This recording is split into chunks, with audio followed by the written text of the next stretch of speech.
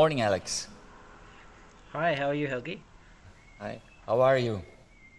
Yeah, good, good. Yeah, Yeah. starting to enjoy the warm weather here in Australia, so yeah, Yeah. it's Okay. nice. So is it uh, winter or summertime? I think summertime because it's just the other way around than we have here at this side of the globe, I think. Yeah. Yeah. That's right, it'll be summer tomorrow, so hopefully we get some warm weather. It's been very cold and wet so far, so we'll see how we go. Okay. Yeah. Mm, Okay. Mm-hmm. Good. Uh, can you give us a short introduction about yourself? definitely, yeah, yeah. So my name's Alex. I am 35 years old and I live in Canberra in Australia. It's the capital of Australia, just for those people who think that Sydney is the capital of Australia, which is a lot of people. Yeah. So we're about 3 hours inland from Sydney. There's probably 400,000 people in this city. It's not um, it's not great for public transport and for active transport because it's very spread out. It's got a whole lot of different satellite cities that are sort of connected by highways. So it's a bit of a different, interesting place to live if you're wanting to do active travel or bike riding.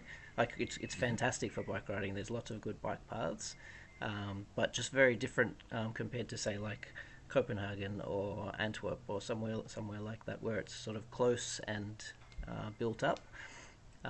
But lots of people ride bikes both on road and off road here.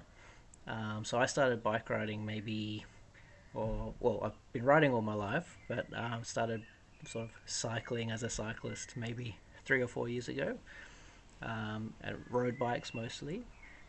And about, or maybe 2 years ago, I saw a picture of a Bullitt being serviced at my local bike shop, and I went, "Wow, that's amazing! That's really really cool. I'd love to find out more about it and maybe get one myself." We knew that my partner was pregnant at that time as well with our baby, and I was thinking of ways that we could maybe replace our second car, and that I could maybe ride instead. So it turns out that the person who owned that bike was someone I know.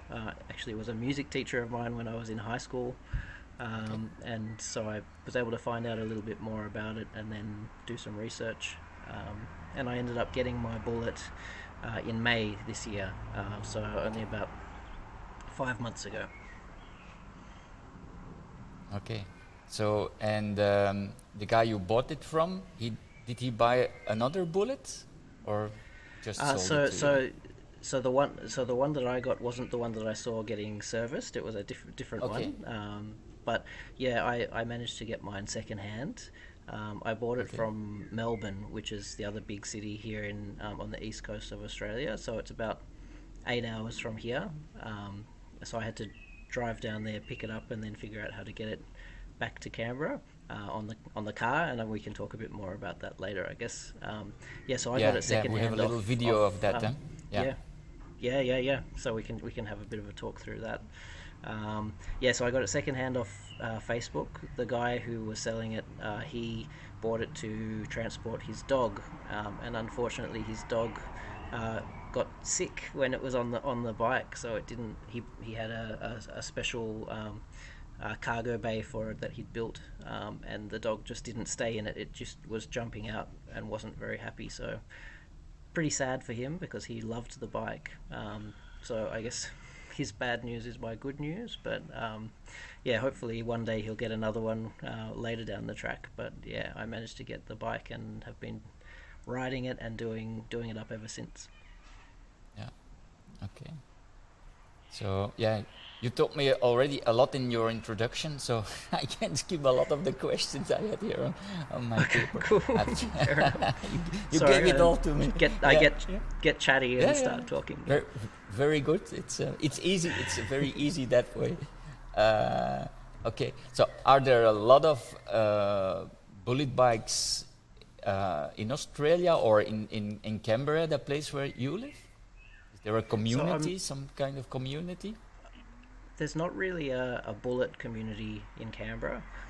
I know there's at least three other bullets in Canberra that I've seen, including the one of the person I was talking about who has one as well.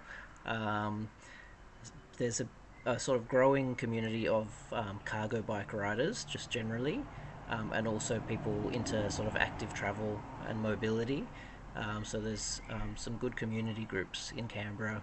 One called Pedal Power, which does a whole lot of advocacy for improving the ability for people to cycle safely. Um, what's kind of interesting in Canberra is that our cycle paths and our roads are maybe a little bit reversed, a little bit backwards. So there's bike paths on the side of a lot of our roads, like on bike lanes, Hmm. but because we have that sort of interconnected satellite city sort of structure for the city, you have to ride on a highway where people are going 80 kilometres, 100 kilometres an hour right next to you to get in between some of the areas. There are bike paths that are separate, but they're not very direct and not very easy to get to. So, yeah, a lot of advocacy groups sort of trying to improve how people can cycle and riding to work and transferring from being like a very car centric city to people using public transport and walking and riding, which is difficult for a lot of people because it feels like it's very spread out and wouldn't be easy to do. But things like cargo bikes and e-bikes are starting to make that a bit more accessible. Even electric scooters and that sort of thing, they've started to sort of become a bit more prominent here. A bit probably slower than in Europe, but it's starting to be a thing. Okay. So you told me also that the neighborhood where you live is also very interesting to travel to by bike to do some like vacations or holidays because you have a lot of bike Yeah, trails. So do you use your Bullet also to do longer trips, or is it just pure functional, like bringing your kid to school and stuff like that? yeah. So I mean, the main reason why I wanted to get a Bullet in the first place was to transport my son around, to drop him off at childcare and pick him up, so that we had a bit more flexibility, being just a one-car family. But another part of what we wanted to do was make it more accessible for the family to do bike rides and go on trips together. So while he's little, we can go and do some of those adventure rides. There's some really good trails in and around Canberra, and then also within several hours of driving, you can get to a whole lot of rail trails where they've converted old railway lines into sort of adventure trails.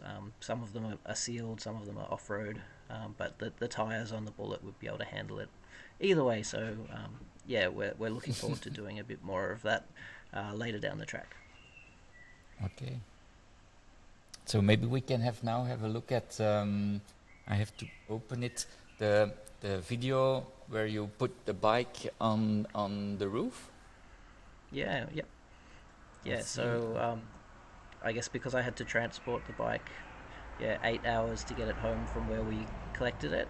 Uh-huh. What I had to do some research to try and figure out the best way to get it into our car, rather than Mm-hmm. spending lots and lots of money to get it couriered. So we ended up buying a Thule tandem bike carrier. It's a bit longer and a bit more heavy duty than most of the bike carriers that are available. Again, using some of the online communities like the Facebook groups, the Bullet Universal owners, and the Bullet the Dark Side Facebook groups have been fantastic for me while I've been going on this journey with the Bullet. Mm-hmm. And there were a couple of people that had used the same roof rack, so I managed to find one secondhand again on Facebook. Okay. We collected it, Mm-hmm. and this is yeah, how we managed to get the bike secured and travel the 8 hours, 800 kilometers or so to get home. Yeah. Yeah. Yeah, Yeah. so the good thing about this particular bike rack is that the front section where the front wheel, or where the front fork clips in, has a pivot, so Mm-hmm. you can take the front wheel off while the bike's on the ground, and then just push it towards the car and lift the front up and hook it on, Yeah. lock it in place onto that quick release, and then lift the back wheel, and then pivot it onto the roof. So you can basically do it with one person. Now you'll notice that the bike there doesn't have any bits on it. Like it's basically stock. It's non-electric at that point. So it's probably a bit heavier now that I've done some modifications. So we'll have to see how it goes. Yeah. I might have So to you have someone you've waiting. tried it already? Just Yeah, sorry. not with the e-bike, not with the battery and the motor. So Okay. I'll have to get back to you on how that is. But I think it's achievable. It's just Yeah. the thing that I'm worried about and just want to check is that there's clearance of the motor, and that it's not going to hit the car as you're lifting it up. So we'll just have to be a bit careful about that. We can have a look, and we'll go over the pictures, and you talk a bit about the bike. Yeah. Sure. So we're starting at the back here, I guess. Yeah. So with the motor. Yeah. So So you did only. Yeah, I did a conversion. So the bike came factory. It came stock, and it had the 2x10 Dior rear cassette and chain rings. I ended up ordering the Bafang 1000 watt, so BBS HD motor, the mid drive, and I then got a 20 amp hour battery to go with that as well. So there's the battery and the charger. The battery sits under the cargo box, or under the cargo bay. It's an aluminium box that's based on some designs that were built on Bullitt Universal Owners on Facebook. So I took one of them, and then so that's the battery one there. It ended up with the measurements that I got off Facebook being a little bit too low, and it was actually impacting the steering rod. So what I've actually had to do is put some extra platform between my floor and the frame. So there's 19mm decking timber, leftover offcuts from the deck that I'm sitting on at the moment, actually, that just sits above and has raised the battery box so it doesn't hit the steering tube. So that's made it. Yeah, you can see there in the back there's two little bits of timber on the right. So there's some longer pieces like that are above, underneath the battery aluminium box there too.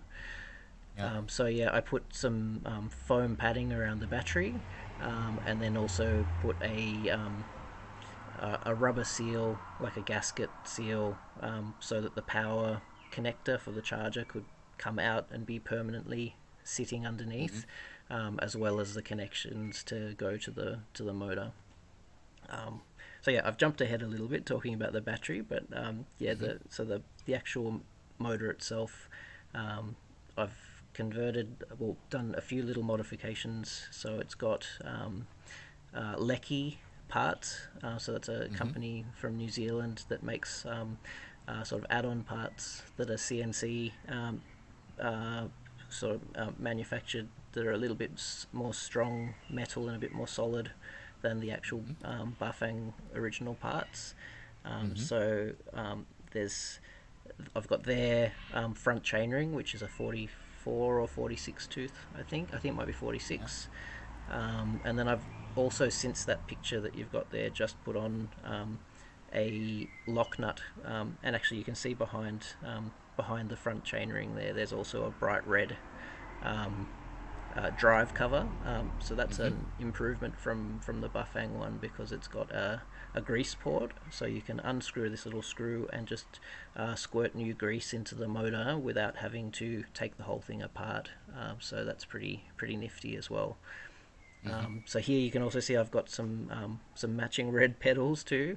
They're DMR mountain bike pedals, DMR Versas, I think. So they've got the flat pedal on one side, and then just the SPD cleats on the others. I usually ride with cleats. But that also means that if my partner wants to ride the bike, she can just wear normal shoes, whereas I can wear the cleats. So that's really handy. Okay. Look. see. Going jump, and we have the gearing system.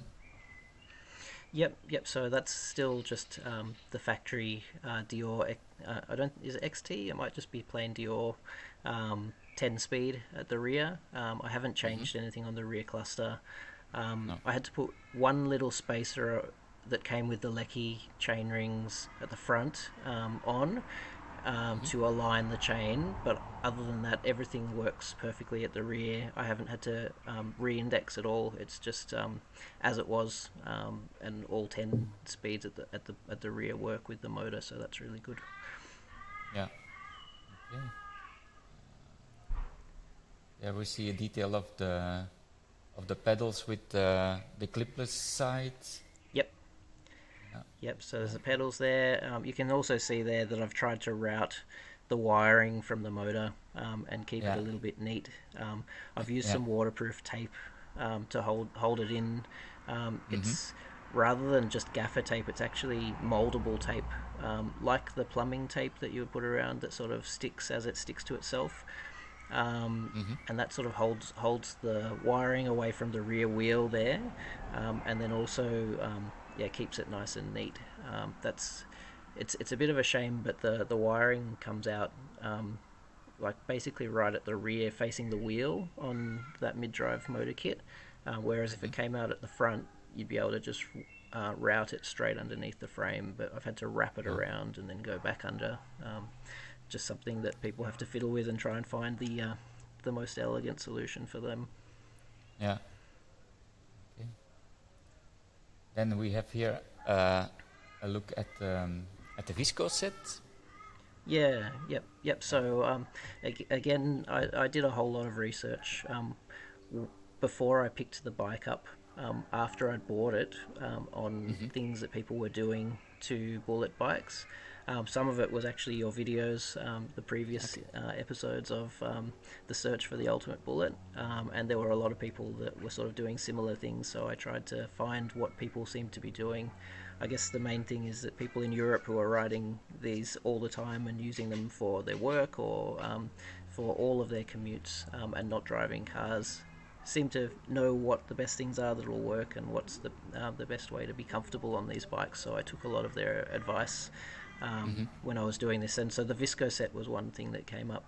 People were talking about how the steering damper that comes, the Larry versus Harry one, which is basically like a motorcycle damper, doesn't look great, and also that it sort of wasn't anywhere as functional as this one, and this one's sort of a nice neat package. So I ordered this one from Eric Vandermeer, the Velution store. Yep. And I also got his baseboards for the cargo bay as well. So yeah, that's been really, really handy. So that's the first generation Visco set. I believe he's just released a second one as well that looks slightly different at the top. Yeah, with a new cap on top, I think. Yeah. But I mean, the main difference that I've noticed since having the Visco set on is, I mean, I was new to riding Bullitt bikes anyway, so I had to get used to how to steer with the wheel being so far forward. But I did notice that before the Visco set, I couldn't ride with one hand on the handlebars. Now it's a little bit more sturdy when I'm riding with one hand for whatever reason. It just feels a little bit less agile, more solid. Yeah. That's right. So yeah, I think that it's a fantastic add-on for anyone who's looking to do it. Yeah. Okay.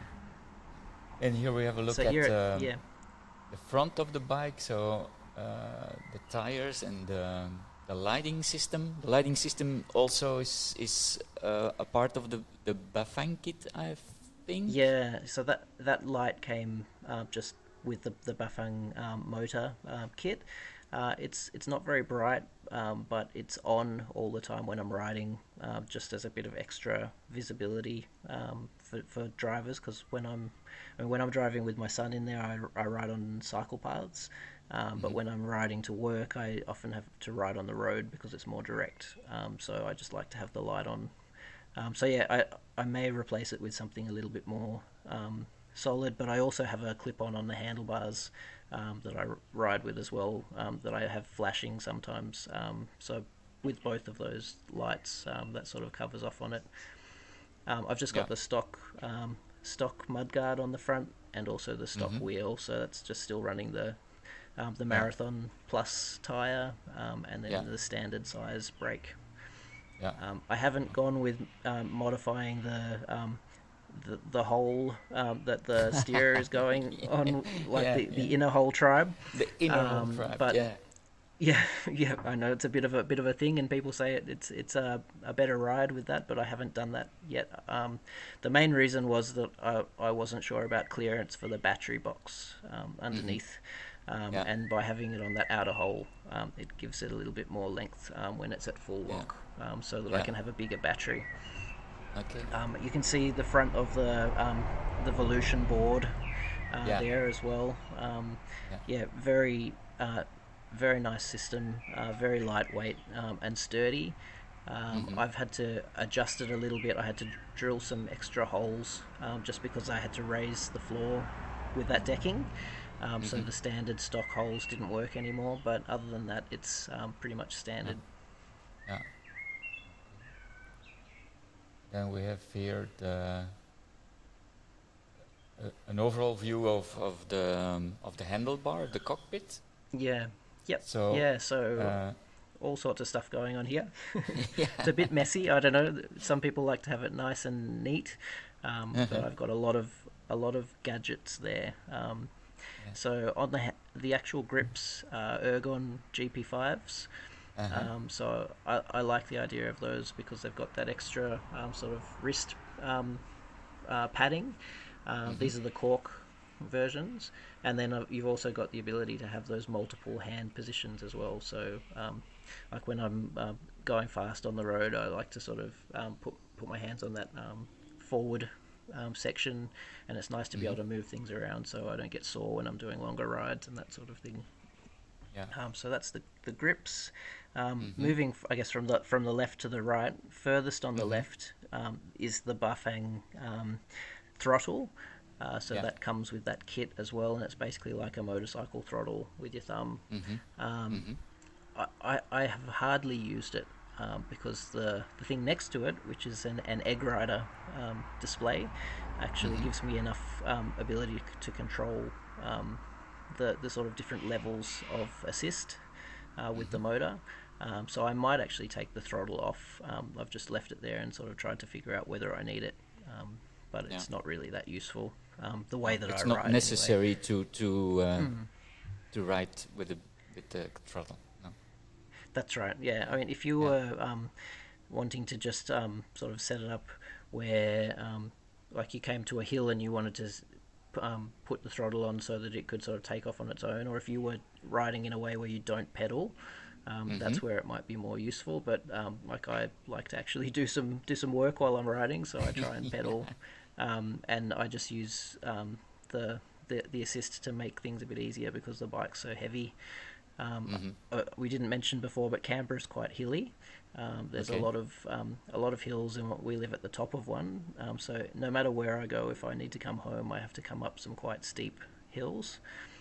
So it's very, very useful to have a little bit of electric assist when I need to get up those hills with a bike that now, with the battery and the motor, probably weighs 40 kilos at least. So so anyway, that's the throttle and the EggRider display, which has been really, really helpful. It's quite low profile. The one that came with the Bafang kit was huge, took up half of the handlebars, and I didn't really want to use something like that. So the EggRider is really good that way. I've got a Garmin, sort of just one of the plain clip-on the top of the headset there. Just for my Garmin Edge when I'm riding, and then in front of that is a quad lock for my mobile phone, and then I've got this huge big red bell that goes with the frame. A little bit of fun there, but it's nice and loud, and it's got a bit of a ding dong, like a doorbell sound. So it's really not helpful. too aggressive. Not too aggressive, and also really helpful because lots of people walk with dogs or with headphones or with their phones, and we have a lot of shared cycle paths where people can take a long time to move. So if you've got something that's not too violent and too aggressive, it's pretty helpful. Yeah. And then my son also really enjoys the noise of the bell when it's going as well. Yeah. Thinks it's The other fun. thing I'll just mention that you can see there as well, right up the front of the cargo bay is a bit of pipe, the sort of the arch at the front. That's been added on as part of the part of the design to hold the rain cover that we've done. Yeah. So I guess we'll talk through the pictures of that in a second as well. But you can see there, it's basically just some 12 millimeter in piping. another picture. Yeah. Yeah, cool. So that's, I think, that headset. Oh yeah, the easy up is there as well. That's as it was with stock. You that didn't works change really it well. into anything else. You just No, kept nothing it. else. Yeah. That's exactly right. Yeah, and again, really handy if multiple people are wanting to ride the bike, to just be able to adjust that and put it up and down. Yeah. Okay. So here we have some like the details of the handlebar with the grips, and then we have here the brake system. Yep. So at the moment, it's still the stock TRP slate brakes. That there is that you can see is the brake sensor from the Bafang kit. It's basically a magnet that closes the circuit, and once you put the brake on, the magnet goes away from the sensor and disconnects so that the assist cuts out. I basically used just some like a moldable putty to stick that brake sensor onto the lever. It came with double-sided tape, but I could see that coming off quite quickly and easily, and this stuff molds really well, and did the job really nicely, and it's solid, and just sort of fits in a bit smoother, and makes the I guess you've got a bit of a curve on the brake there. It gets rid of the gap underneath where that sensor would sit too. Yeah. And we've here the detail from the throttle and the display. Yep. So the EggRider display has basically got that up and down arrow where you can adjust the assist levels. So it's got 10 levels of assist from 0 to 9. And then you've got an M button for the mode that you can change, and then the power button's on the top. So it's really quite neat. There's nothing else you need. It's Bluetooth connected, so there's an app as well if you need to modify the settings or if you want to see more stats while you're riding. But it's got a lot of stats for quite a small controller. The one thing I'd say is it is hard to read if you have sunglasses on in the sun. You can get a little like a shade hood that sits around it. I haven't got one, but people have talked about it online as a solution, so you can actually view it. Whereas I just put my hand over it temporarily while I want to see it if I can't look at it, and that solves the problem. Yep. Yeah. Okay. This is another overall view. Then we have here a top view of the cargo bay with the foldable seats, and then the Velution floorboard. Yep, so Velution board on the rear and the front of the cargo bay there. The BBX side panels are there. I could only get them in white with the black rim, and actually I've grown to like it, and it actually goes quite well, so it makes it a little bit different and a little bit unique. And then the foldable seats there in this picture, but I've actually taken it out now. Originally we had my son's his toddler seat sitting on the foldable seat. So you can see that in the other pictures. That's actually how it is now. So you can see the foldable seat's actually taken out in that picture. The foldable seat was good. It gave a little bit more padding, but since then I've actually put in that the basically like little squares of floor that you put in rooms for kids to play on. There's like these little foam mats, so there's some of that padding sitting underneath. It's a Melia toddler shell that we're using there with the 5-point harness, It's clipped in quite securely. If you go back to that last picture, you can see that there's a little clip, in the middle that's been bolted in on the floor, and then there's also clips at the back on the left and the right, and also over the top. So it's secured in really nicely, like a car seat would be in a car. So that goes really well. I think if I remember correctly, like when we were looking before at the motor, you could see how it clips, how I've attached it into the back. The Melia seat came with some mounting points that didn't really work like on the frame. So right in the middle there's just this little clip, and that's been screwed onto one of the mounting points of the bike. So the harness comes through the Velution board, through the gap between the top and the bottom, and goes into that, and it's basically a one-way resistance lock, and you can just adjust it like you would a normal kid's car seat. There's also two more of those up the top, above those Ortlieb bags, but we might be able to see them in some more pictures later. Yeah.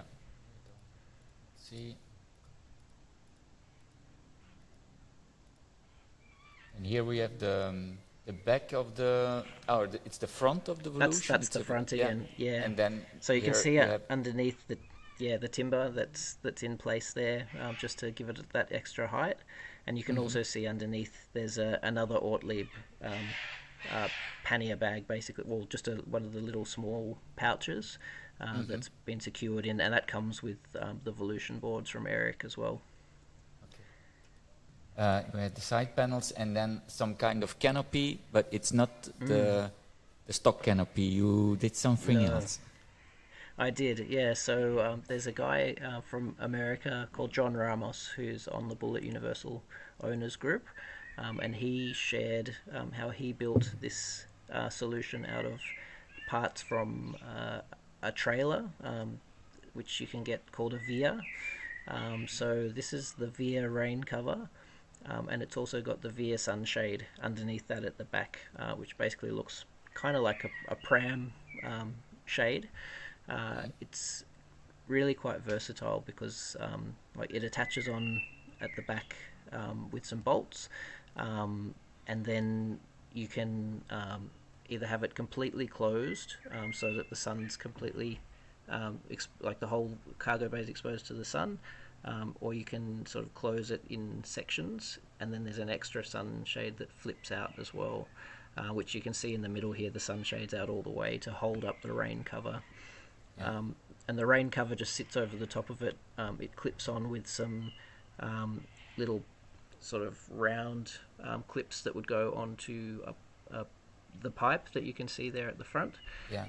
The one thing I've found with that is that they got a little bit weak very quickly because they were being stretched, so I've actually replaced them with some eyelets, some metal eyelets now, and I only did that this week, so you can't see them in the photos.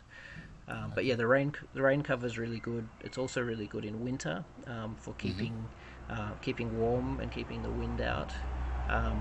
And we've also got an adjustable, the zip there that you can see in the different colour, that whole front section comes out, and there's actually a mosquito cover instead of just the solid plastic, so you can swap that out if you just want to have some protection. So yeah, much cheaper than the Larry versus Harry one, and also really useful because it's easier to take on and off, and to convert between the rain cover and the sunshade and all that sort of thing without having the whole thing have to be sort of bolted off, so a bit more versatile. Yeah. Here we see the pipe we talked about. Yep, so it's just a 12mm plumbing pipe, and I've just bent it so that it curves over. I probably could have done it a bit neater, but I think I cut it just a little bit long, so I had to bend it instead of having it curved. I can always replace that. It'll cost $1. It'd be very cheap to do again if I need to. Yeah. Yep. And then we have a look underneath the cargo bay, and here's the Ortlieb bag we Yep. you talked earlier about when we Yeah, so I just keep a rain jacket in there, so if it rains, I can just reach underneath and pull that out. yeah I guess the protection for the cargo bay is quick and easy to put on and off, but having a raincoat for me as well is also very handy. I've also got to get my saw out and cut off the lengths of those bolts there. They're sticking out yeah a little bit longer because I had to use after the factory ones, because when I added the extra decking, the Velution screws weren't long enough anymore, so I had to replace them with longers. yeah. Yep.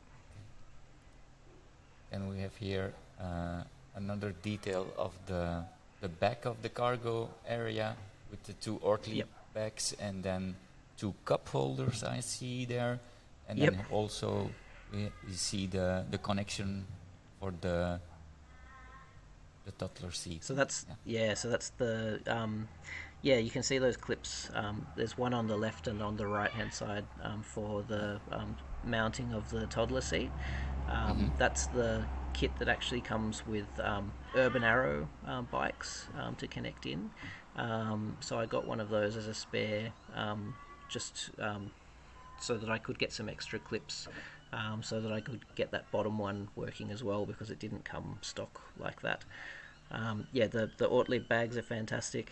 They work really well. I've got all my spares, so chain, bike pump, spare tubes, and then some like a little first aid kit and things like that in there as well.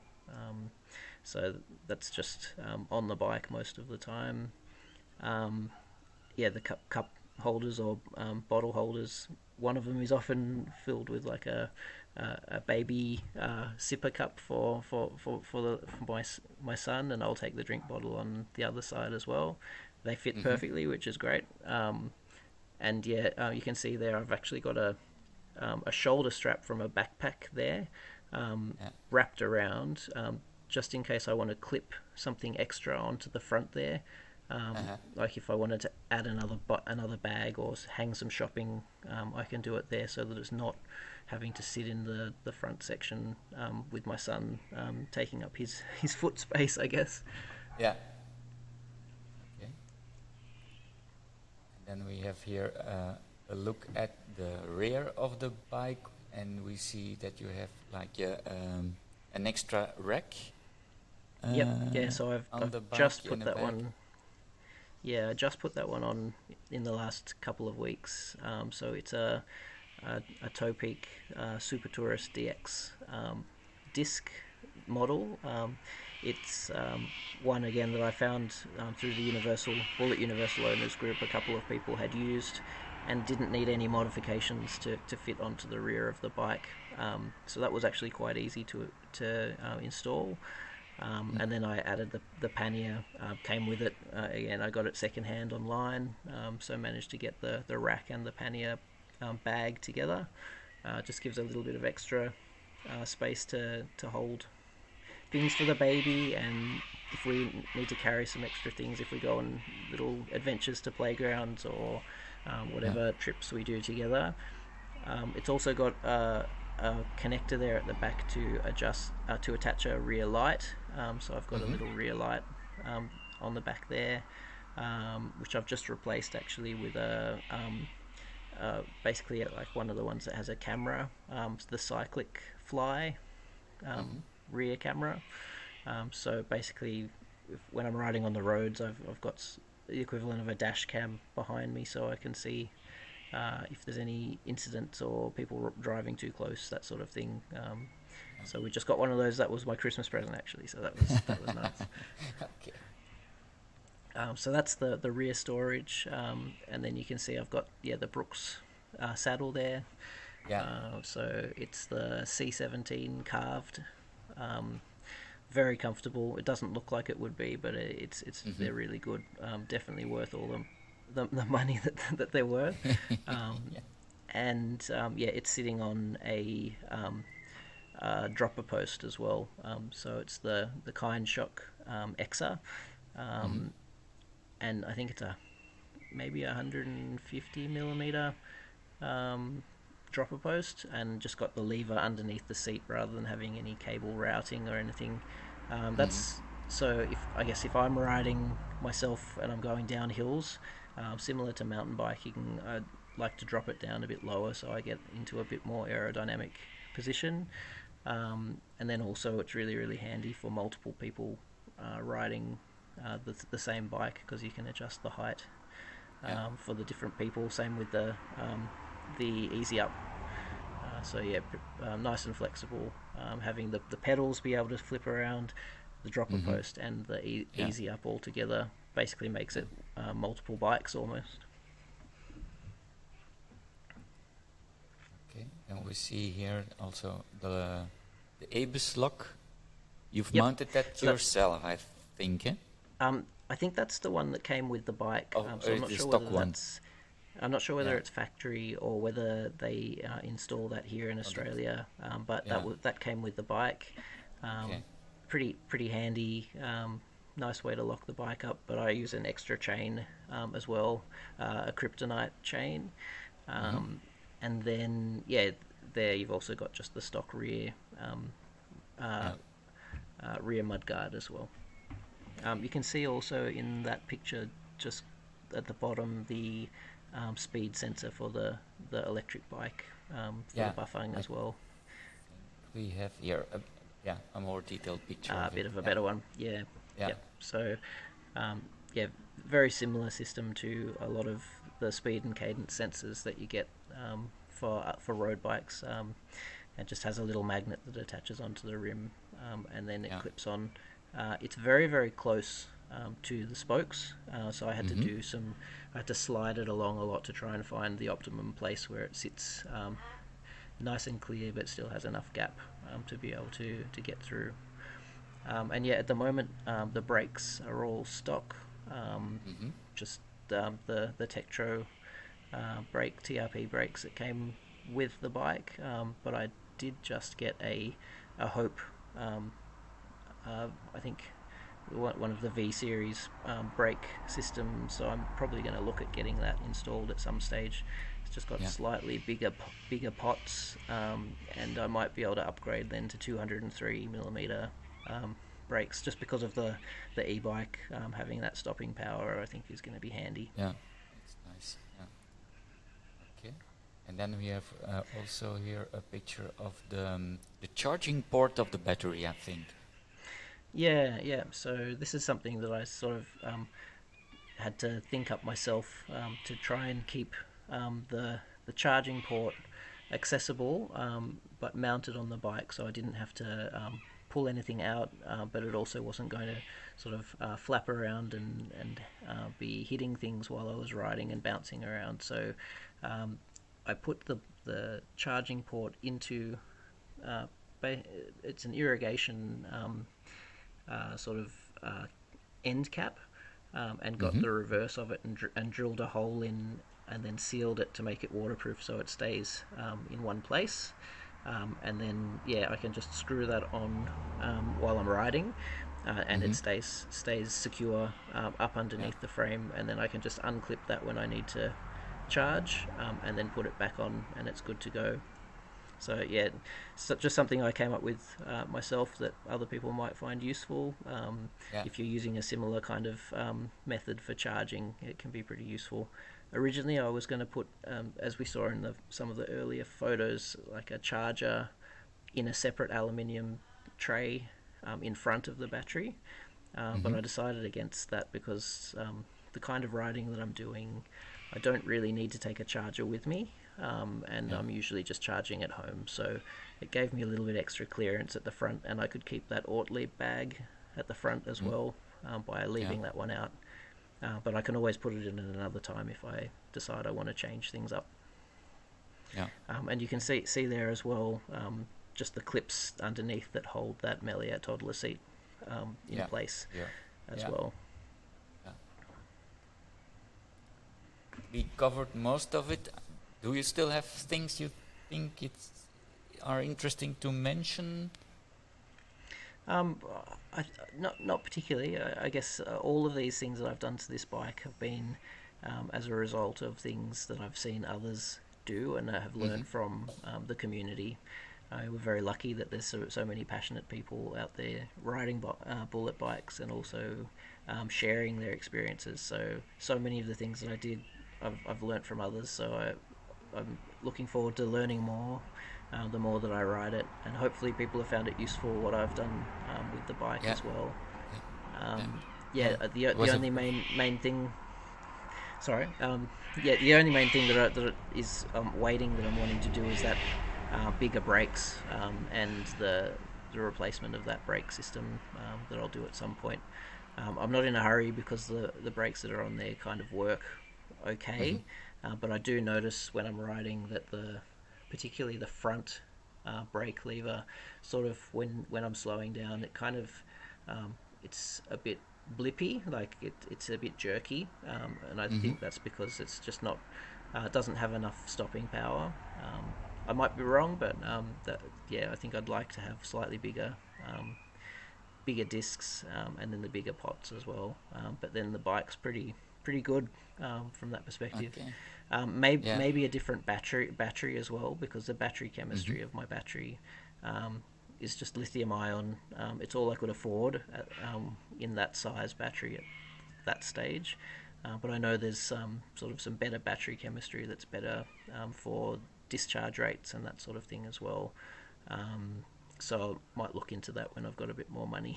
We'll see how we go. Yeah. Yeah. Well, it's the nice thing about bullets is that it can be an ongoing project for many years. It certainly will be, I think. Yeah. So Yeah. We saw that in it's going to be an adventure. the very first video we made with Joris. He has his bike for Yeah. now, I think, 10 years, and he's still putting stuff and Adjusting, changing stuff yeah. on the bike. Yeah. So one last question I normally ask every bulleteer. So if like money was no object, so there was an infinitely budget, how would your dream bullet bike would look like? Is it much different from the one you have now? I think I'm pretty close. Like it's very functional. I'd probably change the side panels and have some kind of system where I could take them on and off a bit easier, because sometimes I like to. Well, I'd like to try and carry some bigger things. So I didn't mention before, but I'm a musician and I also do some DJing, and I'd like to try getting to some of my gigs with all of my gear on the bike. I think that's my next challenge. But the side panels are a little bit narrow, so particularly for things like pianos and like DJ controllers and that sort of thing. So Stuff like that. I mean, we've seen things online with the videos about people carrying stuff on bullets, that you can carry fridges, you can carry like all sorts of stuff. So I'm sure it's going to be possible. We just have to get the adjustments in place. So I probably would have chosen another color too. I really like the bluebird color, but the red was all that was available at the time. And so I've had to buy a new kit because all my other bikes are blue, and this one's red. So I've got different gear, and then all of the accessories. Obviously, I've tried to match with the bottle cages and the pedals, and I mean, it's a bit of fun. It may be a little bit over the top, but it just makes it personal, and it's good fun to play around with too. Yeah. Okay. Thank you for showing us your bike. You're welcome. It's nice to share it with people. I hope others can learn from what I've done. Okay. Thank you, Alex.